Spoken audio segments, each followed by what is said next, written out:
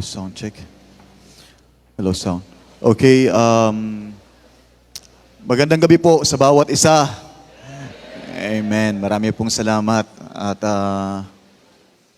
namamangha po ako sa una-una sa ginagawa ng Diyos. At ako po ay namamangha sa kalakasan ng mga kabataan dito sa Mindanao. Grabe. Kanina parang kahit hindi ako yung iniikot, parang ako yung iniikot. How I wish yung mga young people po namin ay nandito para maging matibay din sila. I mean, para masaksihan yung patuloy na ginagawa ng Diyos dito po sa kampo na ito. And once again, ako po ay nagpapasalamat, Pastor Doug. Marami pong salamat. Once again, thank you very much po for this opportunity. And I always feel unworthy po na tumayo dito sa likod ng pulpito. But I'm just so thankful for His grace and for His mercy po. At ngayong gabi pong ito, I hope and pray na young people ay meron pa rin tayong natitirang lakas para sa pinakamahalagang part ng ating programa, and that is the preaching of God's Word. Amen? I just want you to know that it's not always easy for me po. Hindi po madali. Pero nagpapasalamat po ako na ang Diyos ay, alam ko siya po ang tumutulong po sa ating lahat. And tonight, we'd like to ask everyone please to do stand up. And let's open our Bible, the book of Judges chapter 3, verse 31. Judges chapter 3, verse 31. Judges chapter 3, verse 31. Judges chapter 3, verse 31.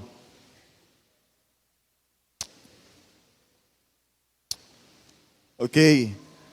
Basahin po natin ng sabay-sabay itong Judges chapter 3, verse 31. And are you there? Say aloud, amen please. Amen. So I appreciate po yung attentiveness po ng mga kabataan. Talagang parang hindi kayo napapagod. Okay? So Judges chapter 3 verse 31. Let's read this verse all together. Ready, go. And after him was Shamgar, the son of Anath, which slew of the Philistines 600 men with an ox goad, and he also delivered Israel. So sabi po ng verse 31, and after him was the name po? Shamgar. Basahin natin na sabay-sabay. Kaya sabihin natin Shamgar, ready, go. Shamgar. Sino sa inyo honestly, first time marinig yung pangalang Shamgar? Raise your hand. Honestly, first time marinig yung pangalang Shamgar. Okay, kanina puro pass, no? So, mas magpapapas tayo pag Shamgar siguro ang nakalagay natin dyan. In Judges chapter 5 verse 6, basahin po natin isang verse. At yung Judges chapter 3 verse 31, yun yung pinakaunang time na nabanggit po ang pangalang Shamgar sa buong Bible sa Judges chapter 3 verse 31. At sa Judges chapter 5 verse 6, this is the second and the same time, the last time na mabanggit ang pangalang Shamgar. At meron tayong matutunan sa Judges chapter 5 verse 6 na konting idea who is Shamgar because, or sabi dito, in the days of Shamgar. In the days, basahin natin sabay-sabay ulit, ready, go. In the days of Shamgar, the son of Anath, in the days of Jael, the highways were unoccupied and the travelers walked through by ways. So the highways were unoccupied and the travelers walked through by ways. This evening po ay nais ko pong pamagatan ang mensaheng, Lord, use me. Lord, basahin po natin sabay-sabay. Ready, go. Lord, use me. We always pray, Lord, bless me. We always pray, Lord, help me. But I hope and pray that our prayer tonight will be, Lord, use me. Lord, gamitin niyo po ako. So tayo po ay manalangin. Father God, we come to you tonight. And once again, wala po kami ibang minamagnified, kundi po ang salita po ninyo, Panginoong Diyos, at ang inyong pangalan. Lord, ako po ay maruming sisidlan lamang. Ako po ay may limitasyon at wala pong kakayahan, Panginoong Diyos. Pero the reason why I am here tonight is all because of your grace and it's all because of your help, Panginoong Diyos. And Lord, ngayong gabi po ito, what I'm praying na patuloy kayo po ang maging speaker po namin. Just use me as an instrument, Panginoong Diyos. And I pray, Lord, bigyan niyo pa po ng extra strength ang mga kabataang ito para yung pagod sa aming katawan ay hindi po maging hadlang para matanggap po namin yung gustong ibigay niyong papapala po mula po sa inyong salita. And Lord, once again, pinagpipray po namin na ngayong gabing ipong ito, na alisin niyo po yung gawa po ng dyablo, alisin niyo po yung anumang distraction, Panginoong Diyos, sa aming kalagitnaan. Para Lord, patuloy makita po namin at marinig po namin, Panginoong Diyos, ang iyong pangungusap sa bawat isa na nandito. And I pray tonight, gusto po namin maging malinis po sa inyong harapan. Lahat po ng pagkakasala po namin, lahat ng pagkakamali, lahat po ng karumihan sa aming mga puso, na pwedeng maging hadlang, Panginoong Diyos, sa pagtanggap po namin ng papapala. I pray, Lord, na alisin niyo po ang lahat po ng bagay po na ito. Patawarin niyo po kami, Panginoong Diyos. And I pray, Lord, please guide me. At kayo po ang magbigay po ng mga words na pwede ko pong sabihin ngayong gabing ito. Salamat po. At ito pang dalangin sa matamis at makaparing pangalan po ng Jesus. Amen. Okay, so please be seated. Pwede na po tayo po. Let's talk about, Lord, use me. Sana after this message, ang bawat isa po sa atin, the purpose of this message, na after this, ay makita natin yung kahalagahan ng pagpapagamit ng ating mga buhay sa ating Panginoong Diyos. Una-una po, mga kabataan na nandito, from your heart, kayo po ba ay talagang masaya na kayo po ay nakakilala sa Panginoon? Amen? Hindi walang pagsisisi. Hindi pa ako nagsisisi na ako po ay nakakilala sa Panginoong Diyos. There's a song that says, nasaan kaya ako kung wala ka, Jesus? At ngayong ngayong gabi pong ito, ako po ay naniniwala with all my heart na ang Diyos ay hindi niya lang tayo niligtas, bagkos tayo po ay nilagay sa simbahan. And the very reason kung bakit ang Diyos ay nilagay tayo sa church, not to be a problem of the church, but I do believe, but to be a blessing in our church. Ako po ay naniniwala na ang Diyos ay nilagay tayo sa church, hindi para maging problema ng church, kumbaga, kundi tayo po ay maging pagpapala sa ating iglesia. At the reason na ako po ay naniniwala na hindi lamang tayo niligtas ng Diyos, kasi kung ang purpose lang ng Diyos ay maligtas, dapat after natin maligtas ay wala na po tayo dito. But hindi ba tayo nagtataka after the Lord niligtas tayo ng Diyos, ay we are still here sapagkat meron pang magandang purpose yung Panginoon sa atin. At isa po sa plano ng Diyos sa atin ay patuloy nating mapagamit yung ating buhay sa Panginoon. Alam niyo po mga kapatid, if you are a member of Baptist Church, dapat meron tayong pakialam. Hindi lamang tayo attendee, but if you are a member of the church, dapat meron tayong pakialam. And how many of us tonight, young people, I just want to ask this question. Sino po sa inyo ang involved sa ministry? Raise your hand. Sino po sa inyo ang involved sa ministry? Ang ministry, hindi naman po laging usapan preaching. It's not all about just song leading. Pero there are a lot of ministry na pwede natin gawin po sa iglesia. And salamat, I've seen marami po mga kabataan ngayong gabi po ito na nagtaas ng kanilang kamay. And praise the Lord, mga kapatid, na you are involved in the ministry. Alam niyo po, isa po sa nakakalungkot ngayon sa panahon natin, sometimes, nagiging mahalaga ang isang bagay kapag may perang involved. Or sometimes, it depends kung magkano pa ang pera. Alam niyo po, mga kapatid, gusto ko pong sabihin ito ang nakakalungkot sa ating mundo. Minsan, nagiging mahalaga ang isang bagay na ginagawa kapag merong perang involved. Are you still there? Amen? Just for this example, and sometimes, yung halaga mo sometimes ay nakabase kung magkano ang pera na kinikita mo. And sometimes there are a lot of Christians today, ang ibig kong sabihin, na maraming po mga tao na hindi sila involved sa ministry and they thought na hindi mahalaga ang ministry sapagkat walang pera ang involved. But I just want you to know na even may pera o wala sa ministry, mahalaga pa rin na ikaw ay involved sa gawain ng ating Panginoong Diyos. Sino po sa inyo? Ang dito po sa church dito, kapag choir member ka, is meron kang 1,000 a week. Meron po ba? Kung meron kayong meron kayong choir na kapag part ka ng choir, meron kang 1,000 na allowance per week, ay gusto ko maging part ng choir member, ng choir ninyo. Pero alam ko po, na sa amin po, at alam ko po marami po sa atin, hindi natin binabayaran yung choir members. At it's always a blessing po na hindi natin kailangan maghintay ng bayad para tayo ay magpagamit sa Panginoon. Because everything that we have ay galing po yan sa Panginoong Diyos. Kaya tayo po nakakapagtrabaho, kaya tayo po nakakapag-aral ng maayos is dahil po merong Diyos ang nagpapalakas sa atin. And this is the reality.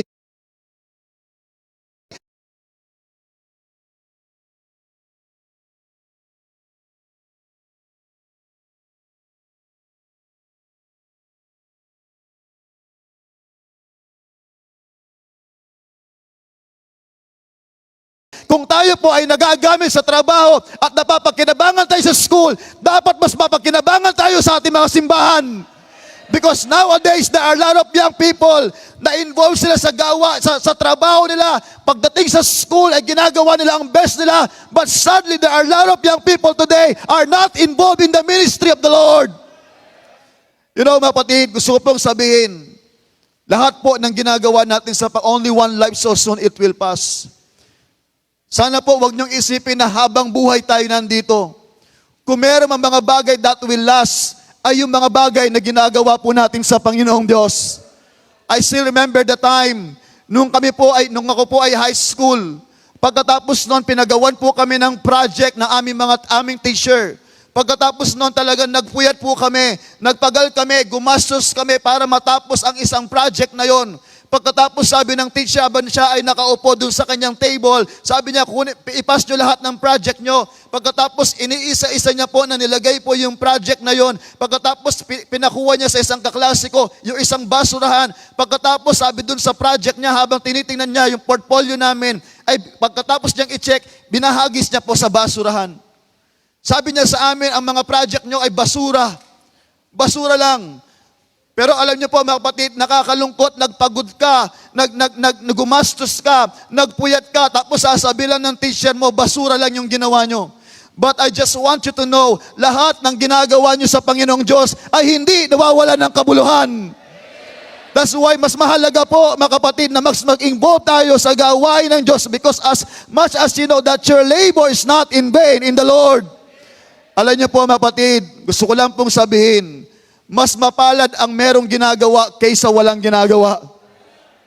Amen? Sabi ng iba, ayoko mag-involve kasi nakakapagod. But in reality, mas mapalad ang merong ginagawa kaysa walang ginagawa. I still remember the time nung ako po ay bata. At pagkatapos noon ay sinali po nila ako sa basketball, sa isang basketball team. Hindi pa po ako magaling doon. At hanggang ngayon, hindi pa naman din ako magaling. Hindi pa ako, tapos pagkatapos noon, talagang excited ka. Nagbayad ka ng entrance mo, pagkatapos naligo ka, pagkatapos I still remember that po, ilang days akong hindi makatulog kasi first time kong sasali sa basketball league na maraming manonood, na nandun yung mga magulang mo, todo suporta, kompleto ka ng uniform, bago yung sapatos mo, at talagang napaka-forma mo during that time. At pagkatapos doon mga kapatid, yung aming coach, hindi man ako pinasok. Pambira, di man ako pinasok. Pagkatapos nun, I still remember that time, umuwi ako, umiiyak. And same to is true, mga kapatid, mas mapalad ang merong ginagawa, amen? At minsan, pag ikaw ay nagbabasketball, nakikita ko po how iba yung Mindanao basketball talaga. Dito ko nasaksiyan na talagang iba yung basketball. Yung hustle, yung sipag, yung bilis, yung tigas ng katawan, grabe kayo maglaro. And every time, mga kapatid, sa mga marunong mag-basketball dito, am I right na pag merong kakilala nyo po na nakakashoot, am I right na masaya po kayo pag kasama nyo ang nakakashoot, amen? Pero mga kapatid, I can't imagine kapag ikaw mismo ang nakakashoot. Kahit pagod na pagod ka, pag nakakashoot talagang yung iba, titingin pa kay crush, talaga gumaganda yung kanyang takbo. At alam nyo po mga kapatid, it's a blessing na meron ka mga kabataan na nakikita na ginagamit ng Diyos. Pero it's more blessing kung ikaw mismo ang magpapagamit sa gawain ng ating Panginoong Diyos. Alam niyo po, mga kapatid, kailangan nating paggamit sa Diyos ang ating buhay. Not because kailangan ka ng Diyos. The Lord doesn't need you. And because God without you will always be God. But you without God, you are nothing. May we all be reminded bakit natin kailangan ipagamit ang buhay natin sa Diyos. Not because kailangan ka ng Diyos, but it is the highest calling. It is a highest privilege na gamitin ka ng King of Kings and Lord of Lords. I can't imagine po yung mga driver ng artista. Minsan, driver lang sila. Minsan, tagadala lang ng bag ng artista pag they are so proud sa kanilang trabaho na para bagang sila pa yung artista. And I can't imagine yung mga, alam niyo po, yung mga, kasi sa NBA, nanonood po ako minsan, I can't imagine yung mga nagtatrabaho na tagapunas ng pawis ni Lebron. Tagapunas ng floors ng sa NBA. Alam niyo po, I can't imagine that. But they are so proud of it. And how much more are we? Now we are serving the King of Kings and Lord of Lords. And hindi man tayo kilala dito habang nagpapagamit ka sa Panginoon. So what? Importante, alam mo na ginagamit ng Diyos ang buhay mo. Kaya mapatid, gusto ko lang pong sabihin, hindi natin kailangang maging magaling bago tayo magpagamitin ng ating Panginoong Diyos. Hindi natin kailangan na maging bihasa sa isang bagay bago mo sabihin, Lord, ipapagamit ko ang buhay ko. Because at the end of the day, it's proven in the Bible, it's proven in our lives that at the end of the day, it's not about what we can do. It's always about what God can do. Pag nagpagamit ka sa Diyos, hindi na usapan kung ano yung kakayahan mo. Because at the end of the day, it's all about what God can do. That's why sa Bible, God even uses ordinary people. He uses David who was very young. Ginamit niya si Moses, not eloquent. Yung mga apostles are just ordinary people, but they turn the word upside down because they just make themselves available para sa gawain ng Panginoon. You know what? Huwag natin sabihin wala tayong magagawa. Meron po kami one of my faithful men po sa church. Ng kanyang ministry ay sa sound system. Talagang napakagaling po niya si Brother Soy. Pagkatapos noon, habang nasa Sunday school po ako, nakatayo po ako sa pulpit, I've seen that man po na talagang naninigas, nangingisay. During the service, during the Sunday school. And that was the time pala na nai-stroke na po siya. Until such time, tinakbo po siya sa hospital. And during that time, na-ICU siya ng ilang araw. At pagkatapos noon, ang hirap na makarecover at hanggang ngayon po, more than 6 years, 7 years na po yun. Hanggang ngayon, yung kapatid namin ay hindi pa nakakapagsalita. At nakakatayo siya pero nahirapan siya maglakad, makikita mo. Pero maniwala po kayo na yung kapatid na yon, bagamat siya ay na-stroke, bagamat hindi na siya makapagsalita, ngayon po ginagamit siya ng Diyos, isa po siya sa mga usher ng aming simbahan. Anong usher? Basta ang sabi namin, dahil lagi siya maaga sa church, ang ginawa lang po namin, tumayo lang po siya sa simbahan, tapos taga-open lang po, may mga taga-open ng door, minsan siya din po mismo nag-open ng door, tapos sinasalubong niya lang po yung bawat kapatid na tumapasok sa church. At alam niyo po, sabi namin na yung kapatid na yun, na akala niya, wala na siyang magagawa sapagkat stroke na siya, sapagkat hindi na siya makapagsalita. Pero alam niyo po mga kapatid, every time napapasok yung mga member namin na may problema, na discourage sa lang buhay, pero makita lang si Brother Soy na nandun sa harapan ng pintuan na nakatayo at nakangiti, and he's giving a lot of encouragement sa bawat isa. And all I can say, kung siya ay nagagamit ng Diyos, how much more tayo mga kabataan, how much more na tayo mga kabataan na punong-puno pa ng energy na para bagang hindi napapagod, at sana yung energy natin na yan ay ipagamit natin sa Panginoong Diyos. We have a lot of energy. That's why young people, let's stop making excuses. We all have a lot of excuses. Na ay ganito. But I just want you to know, I thank the Lord. Hindi po tayo dapat magbigay ng excuse because there is a difference between the qualification of this world and the qualification of the Lord. Kung ako po ay hindi po ako pasado, there are a lot of pastors tonight na sila po ay magsasabi, they are not worthy. I'm not even worthy. Pero nagpapasalamat po ako na just be available sa ating Panginoong Diyos. Ako po ay isang introvert. Alam niyo po, pati alam ko marami po sa ating ang introvert. Hindi po ako, kahit 5 tao lang, 3 tao lang noon mag-testimony. Pag magte-testimony kami lahat, yung mga gusto kong sabihin nandito pero hindi lumalabas. Tapos sasabihin ng mga kasama namin, ikaw na. Dinadaan ko na lang sa iyak.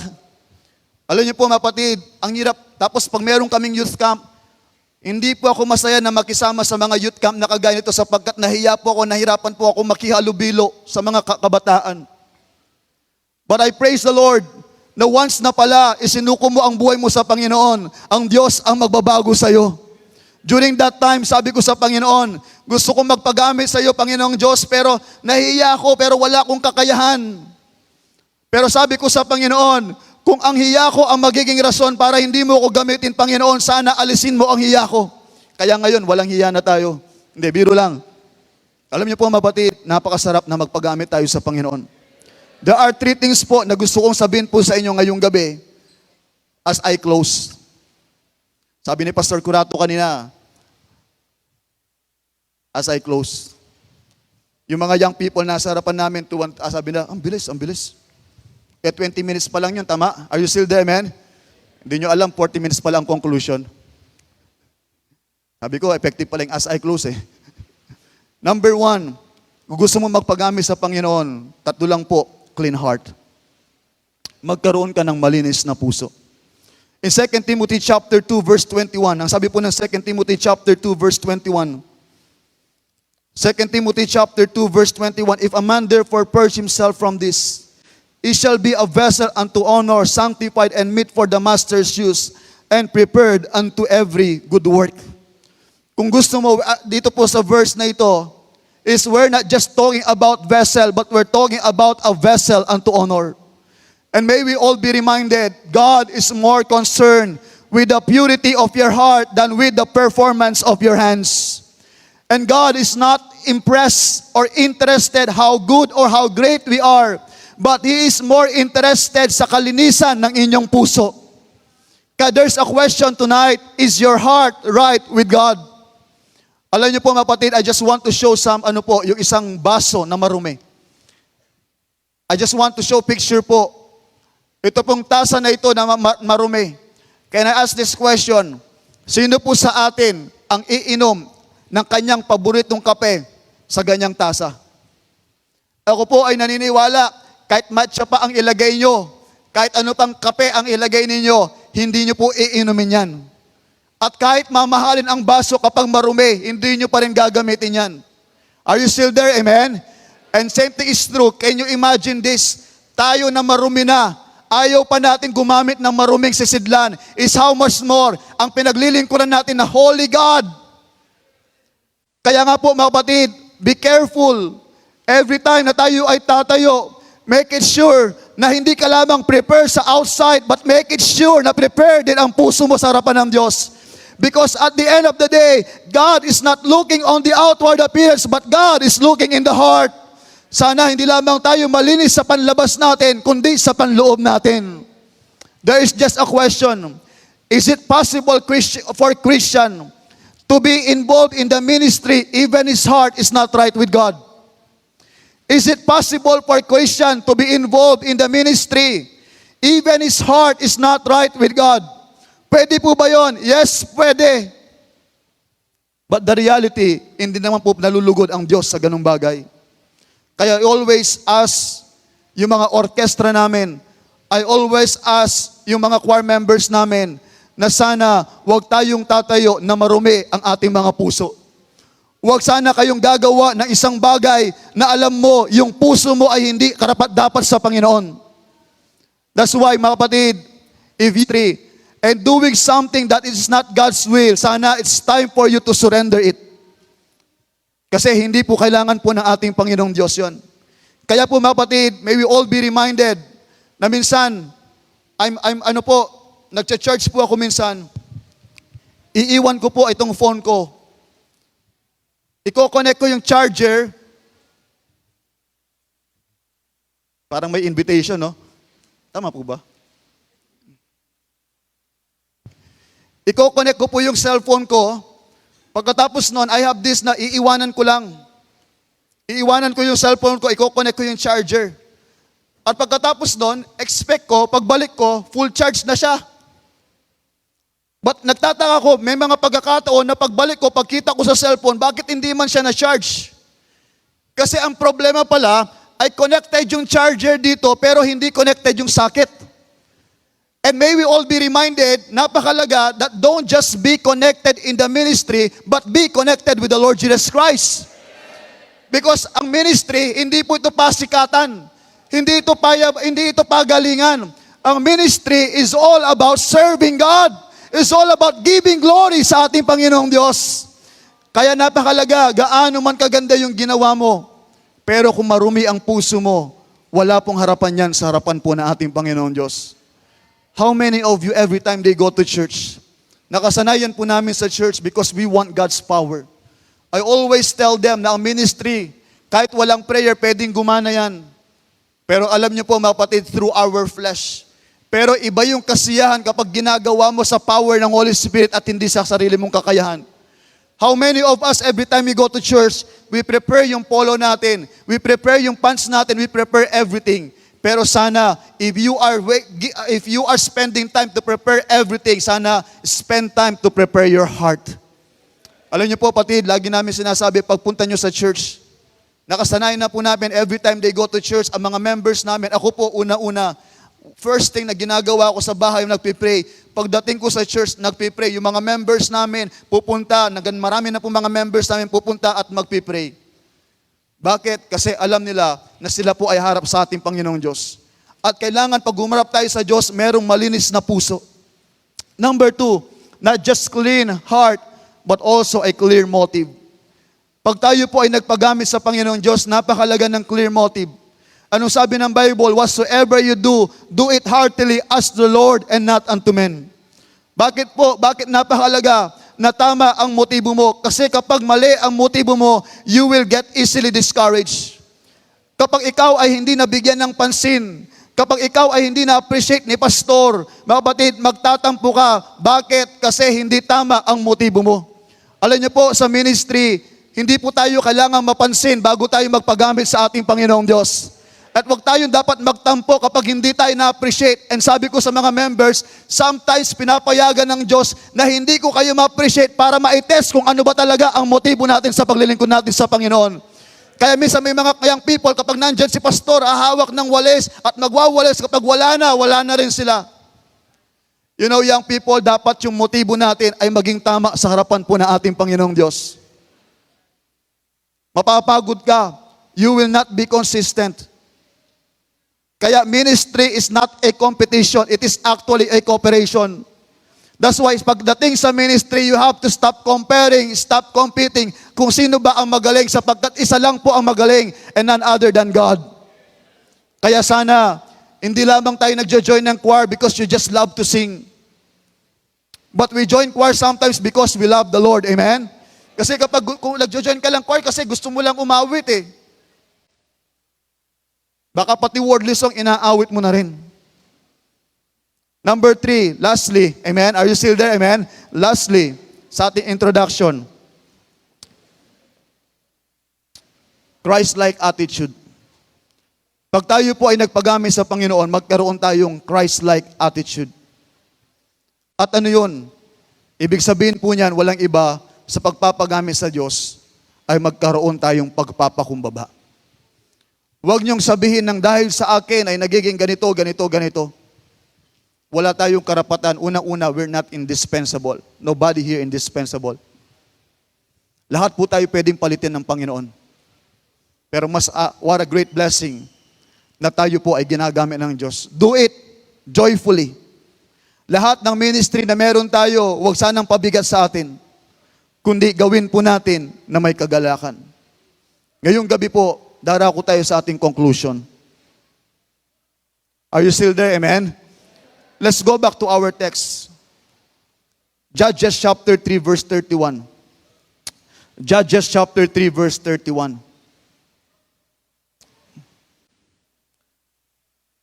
Si Ruth, ayaw niya talaga si Joshua kasi Joshua judges Ruth eh. No? Judges chapter 3 verse 31. Let's talk about, and sabi ng verse 31, and after him was Shamgar, the son of Anath, which slew of the Philistines 600 men with an ox goad, and he also delivered Israel.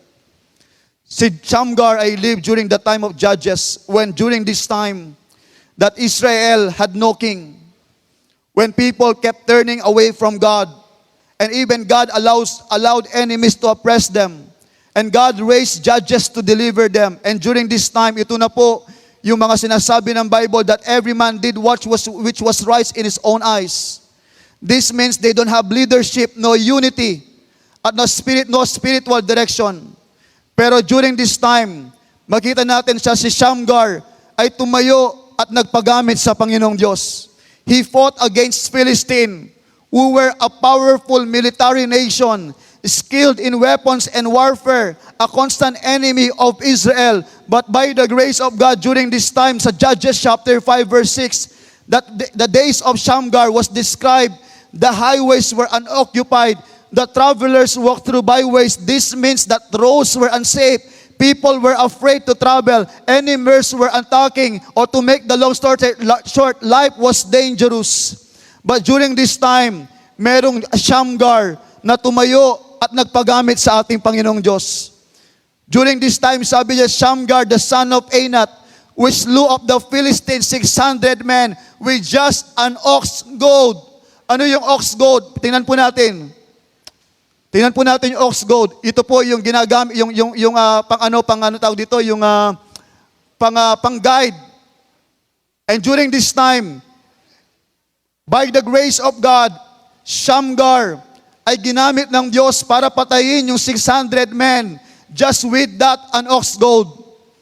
And we can clearly see sa ating conclusion that God can use ordinary people.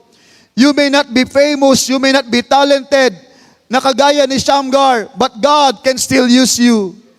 God can use you with what you have. Si Shamgar had no sword, he had no shield, he only had an ox goad, pero ginamit siya ng ating Panginoong Diyos. God can use somebody who is willing. Shamgar had no army, no sword, no position, but he had availability. And willingness is often more important than availability. Ability.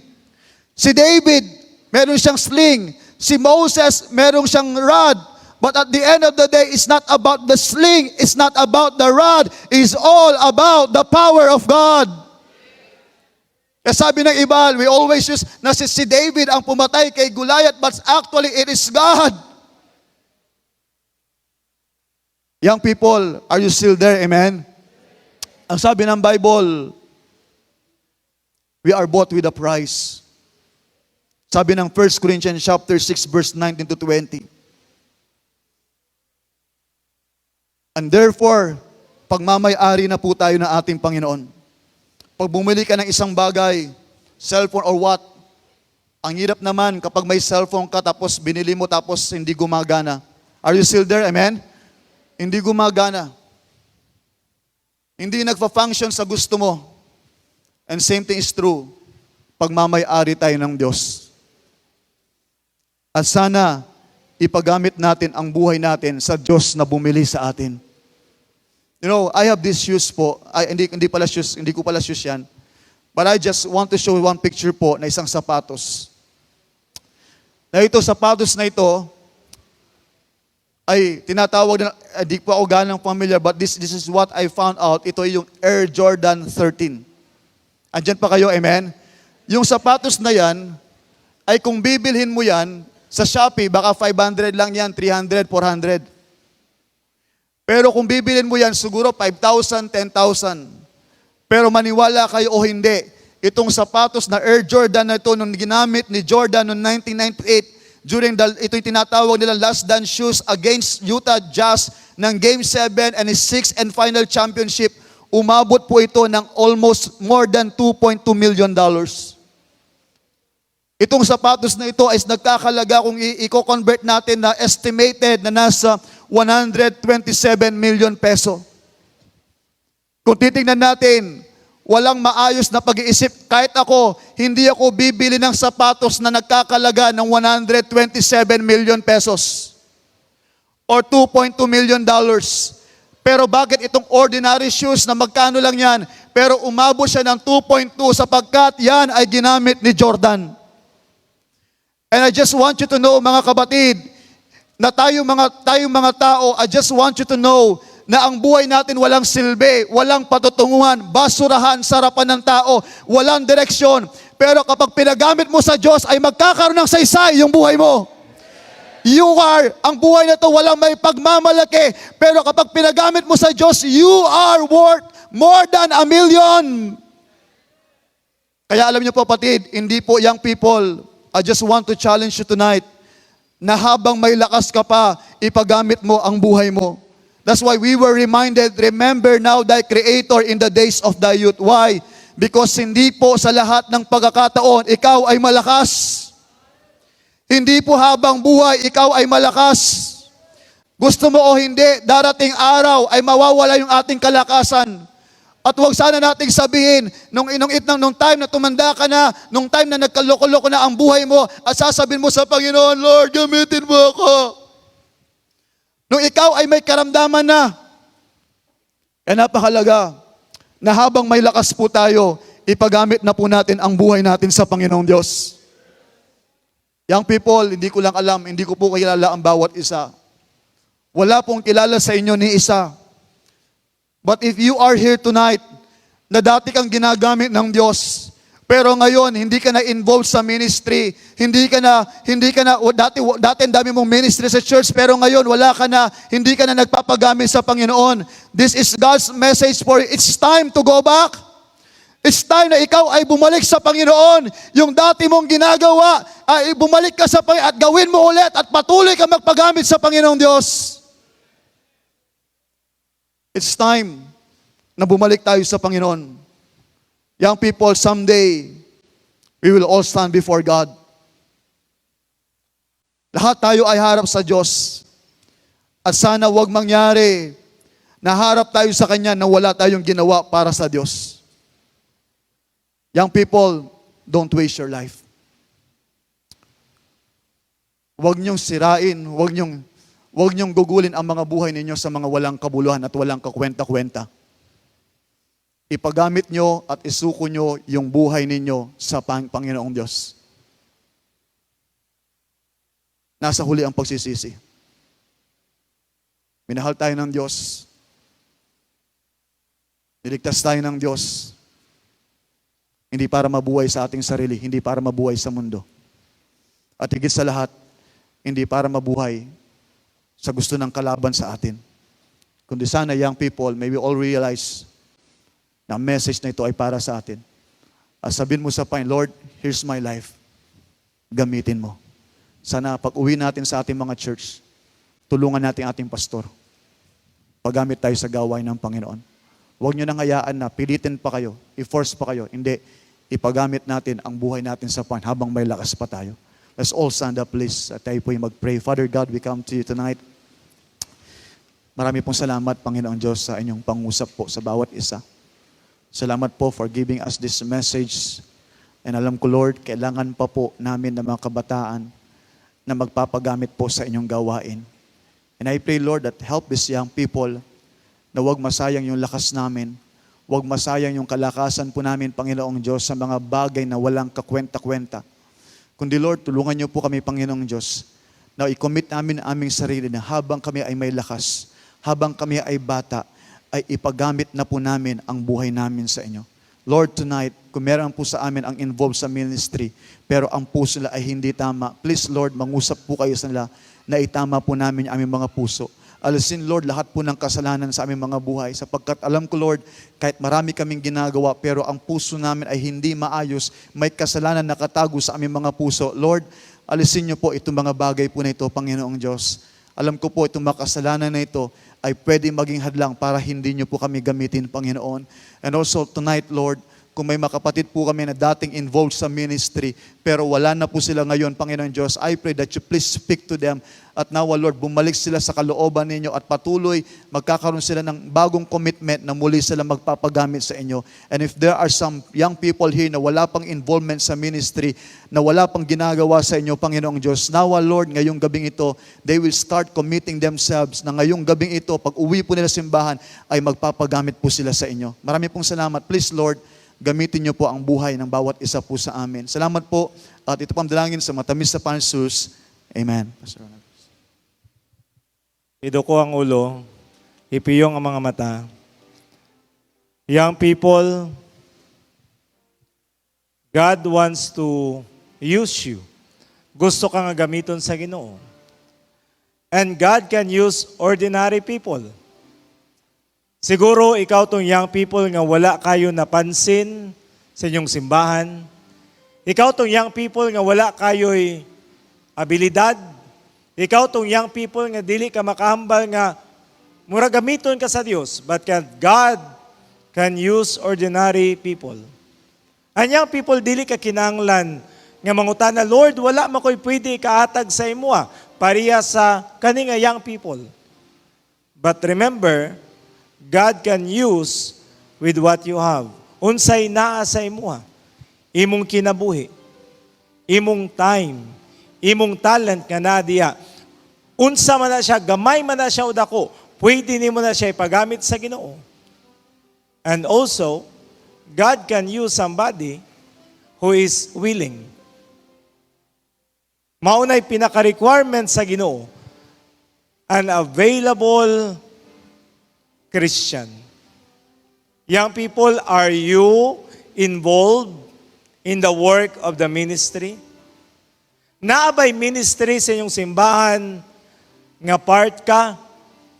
Tudlog mga bata, uban og soul winning, sa choir, or maybe dati involved ka, pero nag-stop ka. But you know God wants you to get involved. Young people, let God work in your heart. Iduko ang ulo, ipiyong ang mga mata. Kaysa magambal dere, Pastor Ronald, I will make this as specific as I can.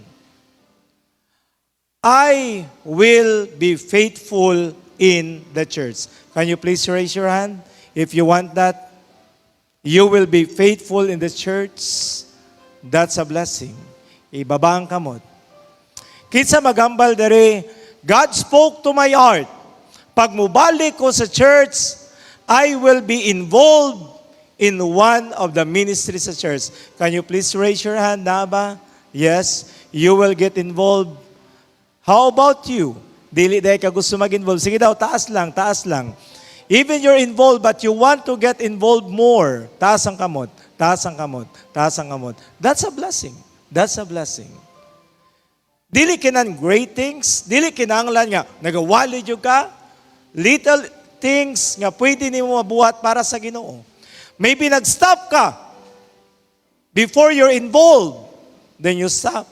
Kisa magambal dere, Brother Ronald, I stopped serving God. But by the grace of God, mubalik ko sa pagpangalagad sa Ginoo. Kung ikaw ka na, can you please raise your hand? Yes, nagundang ka, but now you will start again serving God. Young people, let me pray. Then after this, we will sing an invitation song. If you need to come, habang ginakanta na to, I have decided to follow Jesus, hawa lang si mga lingkuranan. At to diri sa altar, og buhat og pakigsaad diya sa Dios nga magpagamit ka sa Ginoo. Amahan nga langit nun, thank you Lord that you can use ordinary people. Salamat sa higayon that we can serve a great and mighty God. Lord, I pray, tabangi ka ni nga mga young people Ginoo. Do a work nga ikaw lang yun ang makabuhat sa ilang mga kasing-kasing. Help them once again nga ipagamit nila ilang kinabuhi diya kanimo. Bless this invitation. Work in the heart of these young people. We will sing this song, I have decided to follow Jesus. And if you need to come, you come. I have decided Young people, to follow kung karon nga gabi nag-decide ka Jesus. nga magpagamit ka sa Dios, I have decided istoryaha ang Ginoo. Jesus. Unsay gusto nimo I nga buhaton para sa iya. decided to Unsa ba follow Jesus. ang gusto sa Dios nga buhaton nimo? No turning back. Ako nagatuo No turning nga sa inyong simbahan Do no na ay one lugar join me, nga pwede ka still magamit sa I Diyos. will follow. Young people, Though you no and God, one join me, you and God, still I make will follow. that commitment Do no to your God. Join me. Og ayaw kalimti, I will follow. kanang gikumitar nimo karon nga gabi, Turning back.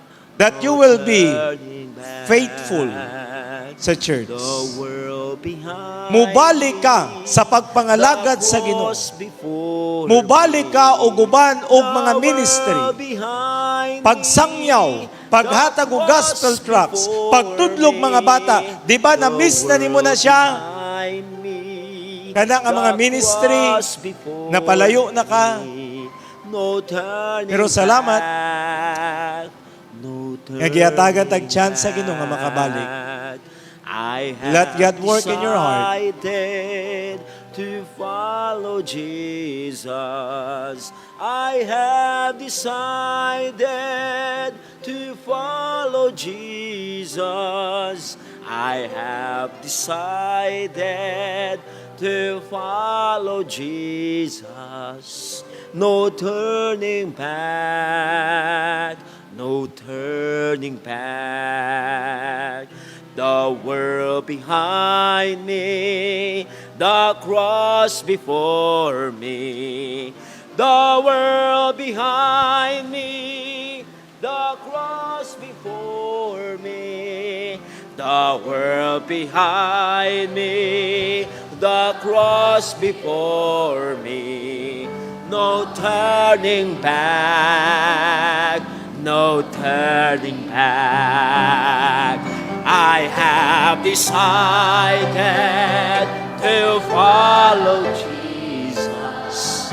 I have decided to follow Jesus. I have decided to follow Jesus. No turning back. No turning back. Though no one join me, though no one join me, still I will follow. Though no one join me, still I will follow. Though no one join me, still I will follow. No turning back. No turning back. The world behind me, the world behind me, the cross before me, the world behind